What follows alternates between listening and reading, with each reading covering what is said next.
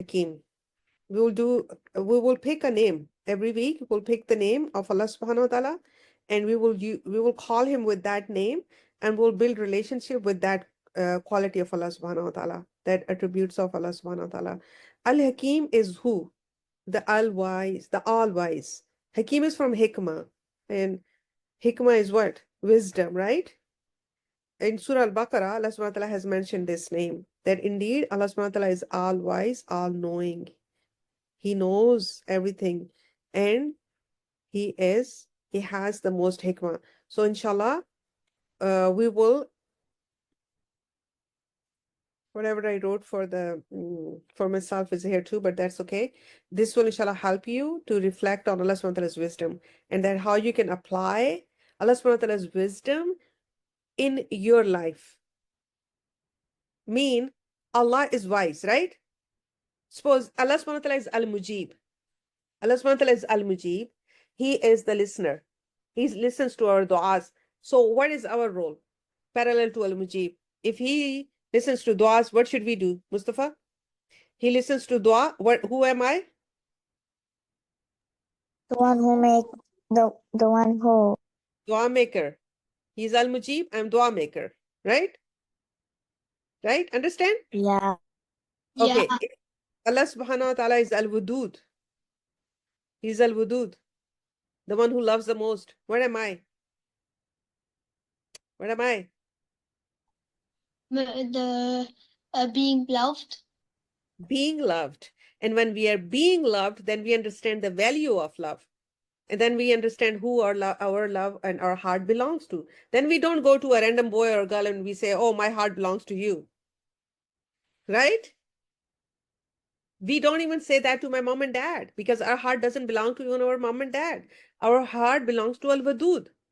So when he is Al-Wadud, then he wants something from us too. If he's our Al-Wadud, the one who loves us the most, right? And he showed us that in so many ways, then we are the one who gave our heart to him, right? Now, here we're talking about Al-Hakim. He is the Al-Hakim. He is the one who has the most wisdom. So what is required from you? You're going to write that down, inshallah, every day, and you'll understand. On first day, you will be thanking Allah subhanahu wa ta'ala for wisdom. You will reflect a situation where you did not understand that why something happened. But later you realized that there was a wisdom behind it. Because you know how, alhamdulillah, we say, whatever happens, we say, okay, Allah, this is your plan. I agree. I agree. But sometimes we don't understand. We agree, that's a different thing. Musab, we agree with all his plans, but sometimes it's hard to understand why this is happening. So, but we agree why? Because we believe he's Al-Hakim. Now, if he is Al-Hakim, what he expects from us in hard time? What does Al-Hakim? Patient. He expects from us, Zayan, is that we agree with his plan. We use our. Go ahead. To have faith. Yes. Use hikmah and have faith. Believe. Right? Then we will do second day, you can do the seeking guidance from, because he is Al-Hakim. Who would you go for advice? Who would you go if you have to make any decision? Who would you want to learn from? Someone who doesn't know anything, who has no wisdom, or someone who has the most wisdom? So if he is Al-Hakim, what he expects from you, that if you have any challenge and you have to make any decision, you turn to Al-Hakim for guidance, for help. Ask him, show me how can I navigate through this. Include a dua, asking for clarity and wisdom. And this is what you're going to do on your journal on the day 2, so that you practice and you understand. And this, inshallah, when you have a few names learned, then you will be able to use those different names in your different timings. I can't see it. What does it say? Did I go back? Why it's not working? Okay, let's Let's do it from here. Yes. So this is seeking guidance. And then the next one is you observe Allah subhanahu wa ta'ala's wisdom in nature. I mean, come on. Yes, let's talk about nature. Sky, the trees, the animals.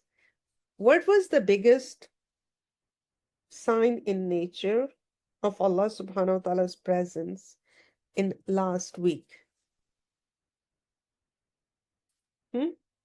What happened in the world that you understood the power of Allah subhanahu wa ta'ala, the wisdom of Allah Fire in Los Angeles. Yeah, like the really big one.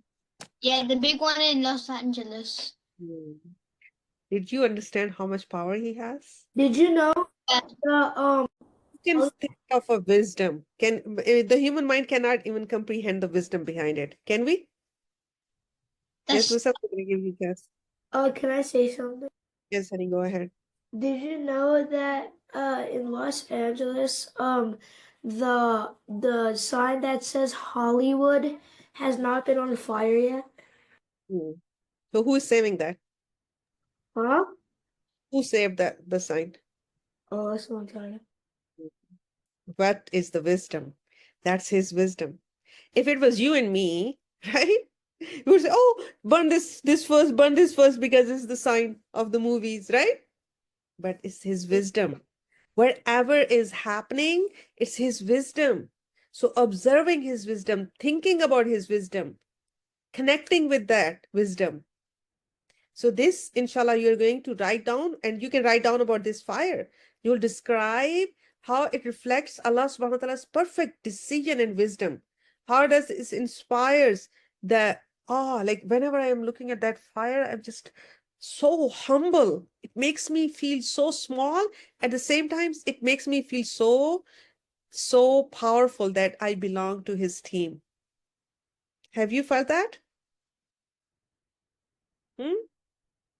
That the one whose team I have joined is so powerful than anyone. And then how thankful you are to him to be in his team. So inshallah, if you have any questions about the fire, we can discuss that later. Inshallah, we can talk about it, because it's very important that you understand that how you are going to reflect. And then, inshallah, wisdom in delays. Sometimes we really, this is something, please, boys especially, some girls too. Build this habit to have sabr. Whenever you want something, it doesn't have to happen right away. So reflect on the time that you felt frustrated because something didn't happen as quickly as you wanted. This is a digital time. You just email, you just text. For me, suppose 25 years ago, when I came to Canada, I would write a letter to my mom. It would reach in 2 weeks. She would write letter to me, and then it would get back a month. Imagine waiting for your mom to give you answer of a recipe or a question after a month. You guys cannot even imagine that, right? Right? So you don't have sabr. You have to understand that this digital world, this technology, it's taking away your sabr. So you're going to, on this day, inshallah, day 4, you're going to ponder upon that. You're going to write down in your journal that something didn't happen as quickly as I wanted. And looking back, now you understand the wisdom of Allah subhanahu wa ta'ala. Okay? This week, something happened. This boy, he was so impatient. He wanted it now. And you know what? It wasn't happening, and he forced it. It happened, and later on he said, oh, I was wrong. I shouldn't have done this not yet. We don't trust the wisdom. Who suffers?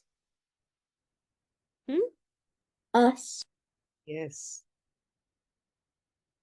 And then, inshallah, on day 5, which will be the Friday, you will ponder on an ayah or a story from the Quran, and then you will see that how Allah subhanahu wa ta'ala's wisdom is part of this. How can you apply the lesson from that story to your own? And you're going to write it down, and you're going to share with me and every single person who is sitting here. And every single person who is not here today in the class too, I need this journal done. Don't make me call